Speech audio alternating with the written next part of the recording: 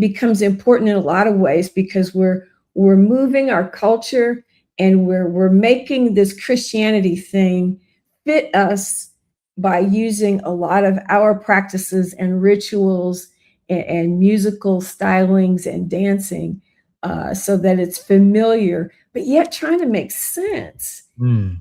This loving God that's portrayed in Scripture, and even our identifying, as James Cone, the cross and the lynching tree, our identifying with Jesus and the trauma of the crucifixion. Mm. We saw battered and bloody bodies chained to a stake in the yard when they were being beaten and whipped. That was how Jesus was beaten and scourged. Bodies hanging from trees, lynching. When we then heard about these stories of Jesus, we could relate. So blood in the African American context, because of that trauma, is not necessarily so it's not salvific. We will say the blood will never lose its power, but we're not afraid of the blood because blood was reality in our environment. And we were able to make sense of the blood that we saw in our reality because we could associate with this suffering Savior. And yet we could still claim the justice that's being proclaimed. I mean, the fact that Black people are Christians in the United States is clearly a miracle. It's just a miracle. Strange fruit. It's really strange. It's strange fruit. No doubt about that. I'm thinking in this moment, as we think about the 1619 to the July 4th, 1776 period that I call pre-construction, and the church, its formation, and the trauma that it had to deal with. And as I juxtapose it onto today, this 5-year-old boy that has been held and recently released his father from ICE detention. There's the sheer brutality of a child growing up depressed, no longer with his classmates, no longer in community. And I'm thinking about in cities around our country, but Minneapolis in particular, where you've got non-Hispanic, non-white, and white families who are taking the children to school of Hispanic parents while their parents remain either secluded or in hiding for fear of being snatched away from their families, patrolling ICE agents. A number of articles are now being written about the fugitive slave laws. Yes. Fugitive Slave Act, and the way in which ICE, by the way, these are masked Texans that are sending to these cities. These are masked citizens from southern states who became ICE deputies. Some of them are January 6th rioters. So this independent kind of corrupt political force, this army that the president has assembled for the purposes of carrying out extra constitutional activity that invokes the Fugitive Slave Act. And for Don Lemon to even be charged under the Ku Klux Klan Act is some indication of what was taking place in pre-construction, the pre-construction period of the United States, and the trauma that the Black church had. I might add one other thing very quickly. Strange fruit. They would leave a slave hanging on a tree to teach other slaves on the plantation to be. And it was not just sight, it was also smell. So a decomposing human being is hanging from a tree as an ever-present reminder in your senses. There's no way out of this condition. Madam President, the development of the church. And the fugitive slave law coincides with, the first police were not the sheriffs on the Western expansion. They were the patty rollers, they called them, that went in search of runaway slaves. And even the movie 12 Years a Slave shows us that a man who had been free literally just snatched off the street because somebody made an argument that he had been previously enslaved. And so that lack of legal protection for those who were enslaved, and even those Blacks who had obtained their freedom, they were never safe on the streets. They lived in constant fear of being snatched and taken again. This trauma of what happens to the children, we see that today, not only in Liam, but in in kids on the south side of Chicago or the west side of Chicago who see shootings and killings and violent police interaction of their parents and family, and the injustice of how the criminal justice system has treated our communities. Little kids without parents who've been falsely accused, falsely charged, falsely convicted, falsely incarcerated, and the generational trauma that is still continuing to happen since that point. My great-great-grandfather emancipated from a plantation in Georgia because he ran away with the Union Army during the war, comes to Indiana in the 1840s, and always had a fedora to cover his eyes for the rest of his life, even after the war. He was always afraid that somebody was going to find him and snatch him and take him back. That doesn't leave our memory. It doesn't leave our bodies. And in our case, Black history says we keep compounding the traumas. And the beauty of our history is that we keep finding ways to overcome. But there are lots of ways, I think, in which we still have not dealt even with the generational trauma that does go all the way back to enslavement. You're listening to the Jesse Jackson Jr. Show on KBLA Talk 1580, The Faith Not to Fall, with Reverend Teresa Horde Owens. She is the General Minister and President of the Christian Church, Disciples of Christ in the United States and Canada. She is a woman. She is an African-American woman of color, and she is the leader of a denomination where African-Americans are in the minority. And she confronts, even within the context of her denomination, its own challenges of recognizing her authority, which is not unlike the challenges that African-American women face in every phase of their existence. How she works through these challenges, even within the context of a Christian denomination, matter to our thinking, even at this hour in the nation. I'm Jesse Jackson Jr., listening to KBLA Talk 1580 on KBLA Talk 1580. More when we come forward.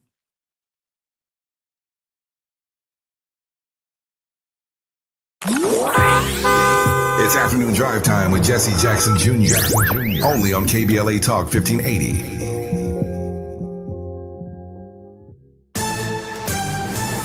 I'm Amber Payton with BIN News Now. Black House Minority Leader Hakeem Jeffries is calling for major reforms at the Department of Homeland Security as the House prepares to vote to end the government shutdown. ICE agents should conduct themselves like every other law enforcement agency in the country. On ABC's This Week, Jeffries said Democrats will meet to decide their approach to DHS funding while calling the Senate-backed deal a step in the right direction. Another Black lawmaker is facing COVID relief fraud charges. Georgia State Representative Dexter Sharper is accused of collecting more than $13,000 in unemployment benefits while still earning income from his business, music work, and his legislative salary. And rapper Nicki Minaj skipped the Grammys this year and then went on social media blasting artists who attended. After host Trevor Noah mentioned her absence, Minaj fired back with offensive posts targeting Jay-Z, Chrissy Teigen, and Lizzo. Get BIN News Now on demand 24/7 on the iHeartRadio app. For victims of drunk and drug driving, our grief is unique. But you are not alone. You always have a place at MAD. Call our 24-hour victim helpline at 877-MAD-HELP or visit mad.org. This is the KBLA Sports Minute with Ray Richardson. A year ago on this date, February 2nd, 2025, the Lakers and Dallas Mavericks made one of the most surprising trades in NBA history. Anthony Davis to the Mavericks in exchange for Luka Doncic. The trade ended up being a disaster for the Mavericks franchise. Davis has played in only 29 games for the Mavericks. The deal also led to Mavs GM Nico Harrison losing his job. Davis, once considered a premier player in the NBA, is now the subject of trade talks again ahead of Thursday's trading deadline. Doncic has become an impact player for the Lakers. He's played in 67 games and leads the NBA in scoring this season with 33.6 points per game. Doncic also is second in the league in assists with 8.8 per game. The Lakers front office is still smiling after convincing the Mavericks to make that trade. The Lakers wrap up their 8-game road trip Tuesday night at Brooklyn. No debates, no speculation, just the info you need. That's your KBLA Sports Minute. I'm Ray Richardson. More news, opinions, and conversation when we come forward on KBLA Talk 1580.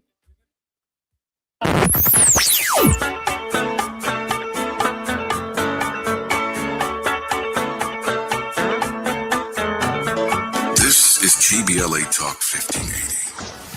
Talk radio that's music to your ears. We're unapologetically progressive. KBLA Talk 1580. We've got a lot to talk about. Hi, I'm Zoe Williams, aka the Voice of Reason, encouraging you to join me weekdays from 7 to 9 p.m. for the world's most intriguing relationship radio roundtable. Every night, I facilitate and encourage our loyal listeners to participate in the most engaging relationship discussions you'll hear anywhere. So make it a point to rendezvous with me, Zoe Williams, the Voice of Reason, Monday through Friday, 7 to 9 p.m. Pacific Standard Time. Trust me, your relationships will never be the same. The VOR is on fire tonight. Unapologetically progressive. KBLA Talk 1580. We've got your black. They call it progress, but progress has a price. Land once held in black hands, taken, stolen, erased. Acres paved into highways, fields burned. Homes replaced by parking lots and broken promises. Every deed lost was a dream deferred. We talk about millionaires, but what about the millionaires that never were? The farmers whose soil was seized. The families who watched their inheritance disappear. The wealth that never had a chance to grow because its roots were ripped from the ground. They took the land, but never the legacy, because the soil remembers, and so do we. Every story matters. Our mission is to collect, preserve, and amplify these stories. If this is part of your family's history, visit blacklandlost.org/share your story and help bring us closer to justice.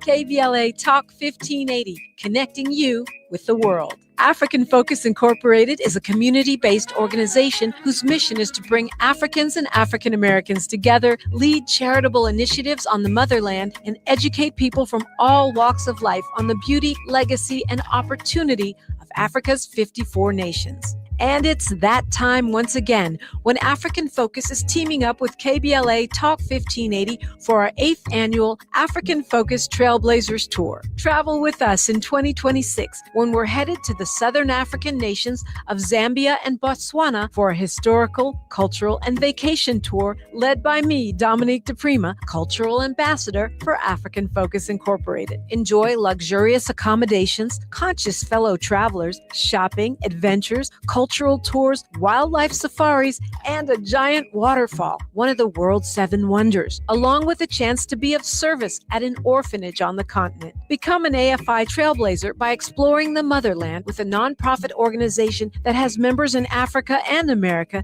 to help roll out the red carpet for you, and together we'll make a difference and have fun doing it. For more information, visit africanfocus.org or call 310-676-7300. That's 310-676-7300 or africanfocus.org. Whether it's stateside or exploring the diaspora, we're with you every step of the way. African Focus and KBLA Talk 1580. Come go with us. You're listening to Jesse Jackson Jr. on KBLA Talk 1580. The Jesse Jackson Jr. Show. The Jesse Jackson Jr. Show. The Jesse Jackson Jr. Show. The Jesse Jackson Jr. Show. King Volley, drop the beat. Come on and talk with me. Come on and listen to the need.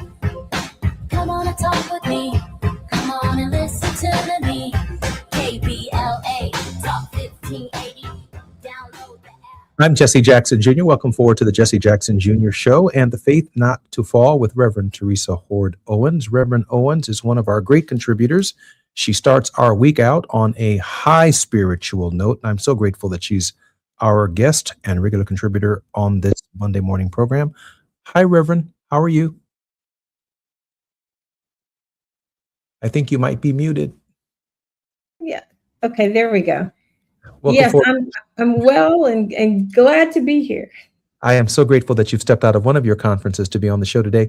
You know, Reverend, I want to hang around this because, again, we've got more days to discuss the transition of the church from the present to pastors now flying through the sanctuaries, to the rhythmic nature of the entertainment arrangement church has become. We're going to go from this pre-construction period through its most philosophical in the 60s, the liberation awakening that we have an obligation. We'll get there. But today we're dealing with the trauma of the early Black church and the early church experience, because it was the basis for our assembly, that we had a place that we could actually come together and plot in very spiritual terms, survive, if you will, under the circumstances. I share people in my book, A More Perfect Union, that the idea of slavery is not new to humankind. In fact, the history of unfreedom is more of a national, if not international, if not global, but certainly historical form of organization of human history than freedom. Freedom is new. Freedom is new. It's new for us since the 13th, 14th, and 15th Amendment. Whatever we are becoming as Americans, it's new. But the history of the world, different forms of slavery have taken place. Peonage, indentured servitude, from the beginning of time. American slavery is different. Peter Colchin argues in his book that this is the first system where the color of one's skin permanently kept you in a caste. You cannot escape from it. You cannot get out of your skin. And so the assumption is that you are a slave and you are permanently locked into a constitutional system in our country that requires constitutional liberation. With that said, I'm thinking, Madam President, that in the early church, you are impossible. Oh, absolutely. you're even within the confines of the slave tradition. A Black woman preaching and leading white, that ain't happening. No, we have some early 20th century preachers, Jarena Lee with the AME Church, and we have a Sarah Bostwick and the Disciples who are early, but it's unheard of. And during enslavement, we also have to remember part of what we're talking about, the conference that I'm here in Tulsa with our Center for Indigenous Ministries. We've been talking about the doctrine of discovery, which really becomes theologically framed by papal bulls, these papal issue documents in the mid 1455, another in 1493, that gives the authority to conquer, quote unquote, heathen and barbarous people and subject them to perpetual servitude, and then introduce them to the way of Jesus Christ. So the trauma is inflected by the fact that everything that we're dealing with is done in a system that has already dehumanized us. Long before we were brought from Africa, European powers were claiming parts of the world they did not own, and people who did not look like them, and naming them and just declaring that they were heathen and uncivilized, and that bringing Christianity was a benevolent thing. But the Christianity they brought taught that Jesus approved of all of this, which is why I say that the miracle that we have is to have understood the power of Jesus and the power of the liberating God and the gospel, even during times of slavery, to be able to make sense out of all of that in a system that had already dehumanized us and had to dehumanize us in order to for white European colonial powers to both take land here in North America, but also to say that they had the right to go and take people from native lands and bring them across the waters, drop them off on different islands along the way. To engage in the slave trade was almost seen as it's a benevolent thing to do for these people because they are barbarous. And by the time this happens in the 1600s, you've almost got 200 years of people thinking that this is okay. That's a trauma to have that kind of history going that far back, to name you as being unhuman and to disrespect you and expect you to show these Christian models of forbearance and long suffering and love, etc. The brain can only do so much of that without needing, and I think that's what you're getting at, the outlet that we needed to have in the church to take these two realities and make them make sense for us. I'm going to hit you with a hypothetical that's going to get me in trouble, but I think it's part of your lineage. I know it's part of Barbara Arnwine's lineage, but I absolutely believe it to be part of yours. Harriet Tubman and Sojourner Truth, in my opinion, were ministers. Mm-hmm. They were preachers. Now, we don't look at them that way, but I'm gonna work with this for about 30 seconds. They confronted many a conservative Black preacher on the plantation who told them, no, we're not going nowhere. We're going to be still. You're not going to get us killed. And these sisters really advanced the liberation tradition because they looked many a Negro in the face and told them, I've even heard Harriet Tubman said something. Yes. I would, Negro, I'm gonna shoot you dead if we go forward or you die. It's basically. But they had these Black women had developed a hermeneutic of the gospel that was different than the comfortable Black preacher, even in a shotgun church in slavery. That these sisters had enough, and these are two women that we elevate. But you have to think about Black women in a far more progressive context on the plantation. Absolutely. And, Harriet Tubman, initially, one of her trips back was to get her husband. And when she went back, he didn't want to go with her. And so she made the decision still that was not the way she was going to leave her life, and it devastated her at the time. But she goes forward, and again, go down Moses. They use those spirituals. Sojourner Truth, uses that sort of pseudonym of Sojourner Truth because she's always referencing scripture. Harriet uses that to really guide and comfort her, but it gives her a kind of strength because she's relating herself. They called her the Black Moses. She is inspired by that kind of agency and that kind of determination that this is what I must do for my people. And she always felt called by God. She suffered from epilepsy, but really felt this deep spiritual call to lead her people to freedom, as many as she could do. Even though she would never have been admitted to preach in a pulpit, she risked her life many, many times trying to get people out of slave territory and into the North where they could be free. Liberation theology did not start with James Cone. It started with these sisters right here holding some Negroes at gunpoint. Amen. I'm Jesse Jackson Jr. More when we come forward on The Faith Not the Fall with Reverend Terry Hoyt Owens on KBLA Talk 1580 when we come forward.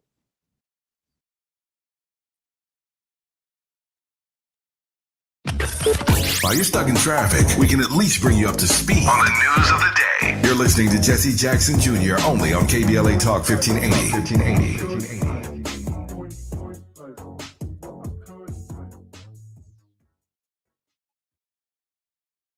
As a mom, comforting my family is what I do best. Vicks Vapor Stick provides soothing, non-medicated Vicks vapors in an easy-to-apply stick, and it dries fast, so there's no mess. I use it to comfort myself and my family. Thanks, Mom. Vicks Vapo Stick, soothing comfort for the whole family. And try Vicks Vapo Shower Max for steamy Vicks vapors when you need more comfort for yourself. Use as directed. Hey, can you blow up some balloons for Jack's party? I can't. I'm so congested. You need Sinex Saline from Vicks. Sinex Saline Nasal Spray? Yeah, just Sinex. Breathe.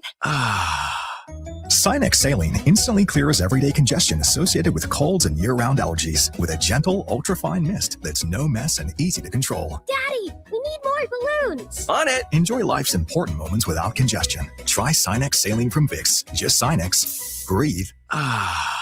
Use as directed. Are you drowning in IRS tax debt? Angela was. She called Civic Tax Relief and saved over $80,000. Felicia was having health problems, got behind on her taxes, interest and penalties were adding up. She called Civic Tax Relief and saved over $15,000. Civic Tax Relief is a professional tax negotiation firm that can protect you from the IRS. If you're getting collection letters, call Civic Tax Relief for a free consultation. They will go to work helping you discover all the relief programs you may qualify for free. James owed the IRS $37,000. Civic Tax Relief represented him against the IRS, and by the time everything was completed, he did not owe the IRS anything. If you are in trouble with the IRS, call Civic Tax Relief for your free consultation now. 800-200-2257. 800-200-2257. Get a free consultation and real tax relief. Call 800-200-2257. 800-200-2257. KBLA Talk 1580. We've got a lot to talk about.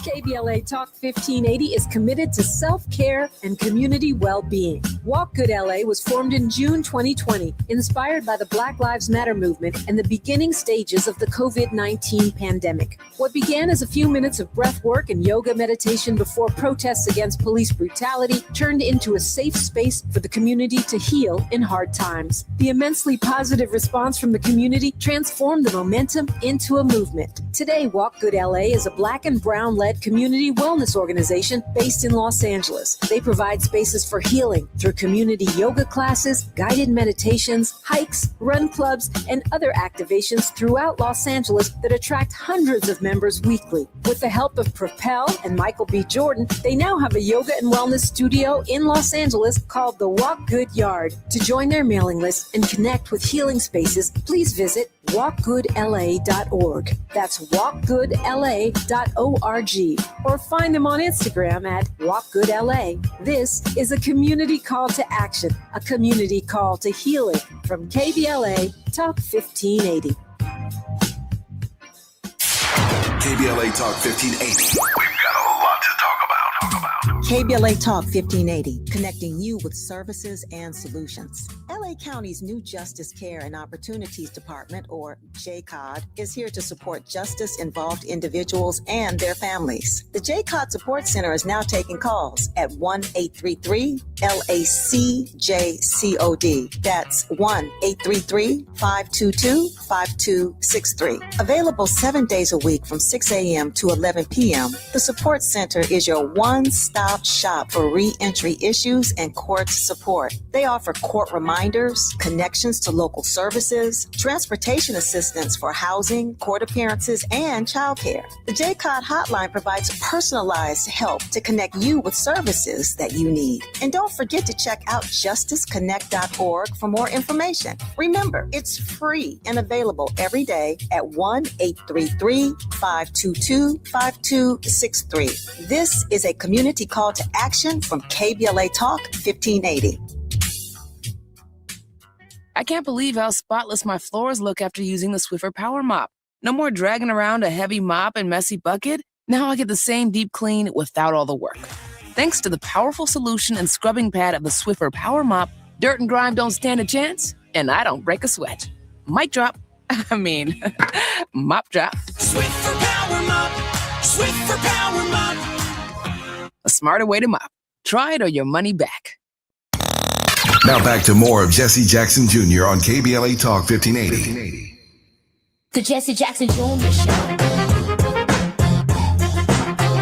The Jesse Jackson Jr. Show. The Jesse Jackson Jr. Show. The Jesse Jackson Jr. Show. King Volley, drop the beat. Come on and talk with me. Come on and listen to the need. Come on and talk with me. Come on and listen to the need. KBLA Talk. I'm Jesse Jackson Jr. Welcome forward to the Faith Not the Fall with Reverend Terry Hord Owens. Madam President, welcome forward to the show. Thanks so much. Always good to be with you. I find our conversation to be among the most fascinating that I've been able to have, and I don't want to dominate it because I'm such a student of yours and totally taken aback by the knowledge that you bring to the show. This is our final segment in this hour, and I know that you'll be back every week going forward.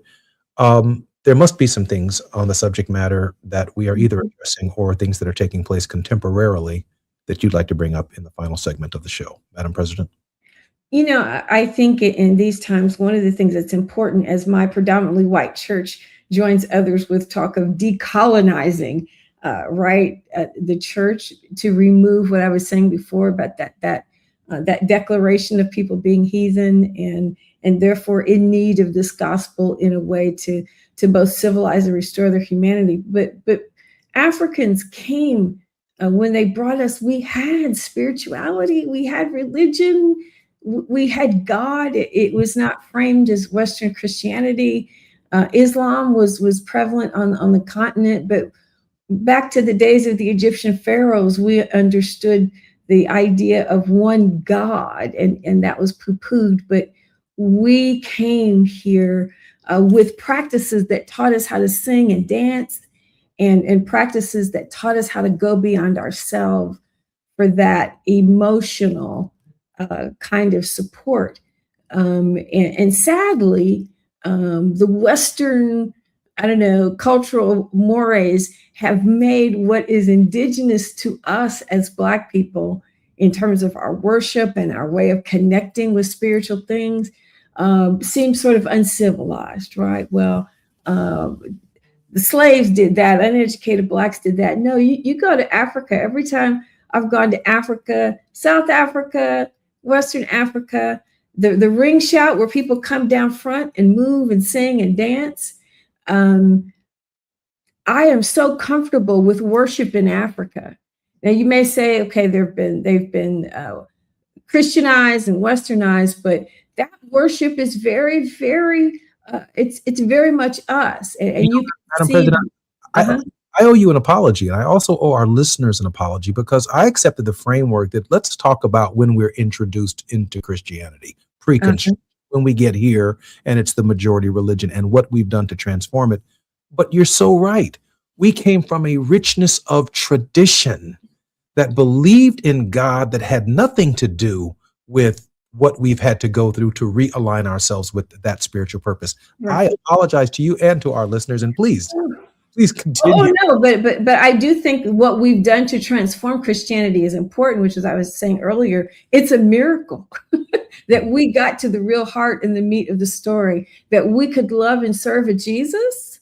Given what we were taught about Jesus, it was our own ability to enter into those texts and see the truth and see the liberation in the story and understand what God was really saying. And that comes from a sense of oneness with the divine that was already present, be it Islam or even other native African, traditional African religions.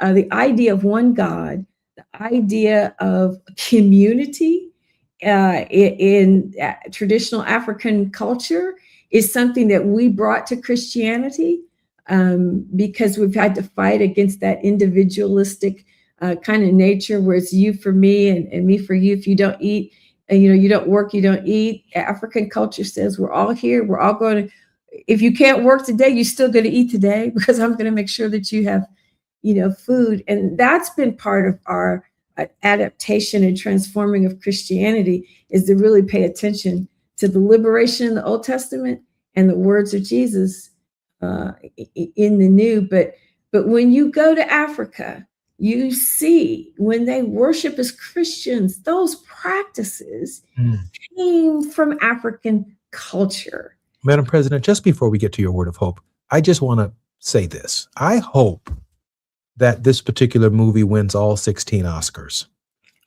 There is a scene in the movie where they reflect upon our tradition in the juke joint. And it takes us through the history all the way back to Africa and the influences in the music and how so much of it was who we are and who we were. And so I wish I hope they win all 16 Oscars, but in this moment you're reminding me that I'm not bound by the system and even the spirituality of this situation and the limitations of it. We came from that free-flowing expression. Madam President, we came from a system, and our hope lay in our connection with that divine, and the ability that we could connect with that divine and get rid of the evil spirits, dancing out in the juke joint. They believed that they could connect with that divine power and remove evil from their presence. And we've always had that. And people say voodoo, this, that, and the other. That's a connection with the divine. Maybe not in the Christian way that you understand it today, but if Christians had a better connection with the divine, on a large level, if we could really get, as our African ancestors did, into the truth and the power of what that gospel is really saying, that could set us all free. But that power of connection, we should never let ourselves as Black people feel that somehow we're uncouth or uncivilized or we don't know, because we've got power. We know how to connect with the Almighty, and we've always known how to do that in some way. And it's that connection that's going to lead to no King's Day. It is that connection that could lead this very nation to a general strike. It is that connection that is the source of our resistance. It is that connection that even in the face of evil, when they shoot James Reeb in the face, and when they kill Jimmy Lee Jackson, and when they kill Viola Loizzo, and when they kill Mr. Pretty and Miss Good, and when they kill George Floyd, and when Langston Hughes, a central figure in the whole Renaissance, it's his birthday.